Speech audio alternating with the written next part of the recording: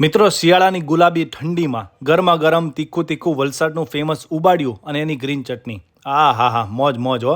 અને ગયા વર્ષની જેમ આ વર્ષે પણ આવી ગયા છે અમદાવાદના નિકોલ વિસ્તારમાં બાબુ કાકાનું ઉબાડિયું. શરૂ થતાની સાથે જ રાત્રે લોકોની ભીડ જામવા લાગી છે અને લોકો અમદાવાદના ખૂણે ખૂણેથી નડિયાદ, આણંદ, ગાંધીનગર અને મહેસાણાથી પણ આવે છે અને કિલોના પાર્સલ લઈ જાય છે. અને હવે જે લોકોને ખ્યાલ નથી એ લોકોને જણાવી દઉં કે ઉબાડિયું એ દક્ષિણ ગુજરાતની શિયાળાની ફૂડ આઇટમ છે કે જેમાં 5 થી 6 શાકભાજી સાથે ગ્રીન ચટણી અને મસાલા નાખીને એને માટલામાં શેકવામાં આવે છે. અને આ આખી પ્રોસેસમાં મહત્વનો ભાગ ભજવતી આઇટમ છે કલ્હાર વનસ્પતિ, કે જે ફક્ત વલસાડમાં અને શિયાળામાં જ થાય છે, કે જેને માટલાની નીચે અને ઉપર એના પેકિંગ તરીકે મૂકવામાં આવે છે અને પછી માટલું અડધો કલાક કે 35-40 મિનિટ સુધી એને શેકવામાં આવે છે. અને સાંજના સમયે તો લોકોની ખાવા માટે ભીડ જામે છે અને લોકો વેઇટિંગમાં પણ ઊભા રહે છે, અડધો કલાકના વેઇટિંગમાં. અને અડધો કલાકમાં બધા શાકભાજી એકદમ પ્રોપર પાકી જાય છે અને જેને સર્વ કરવામાં આવે છે ગ્રીન ચટણીની સાથે.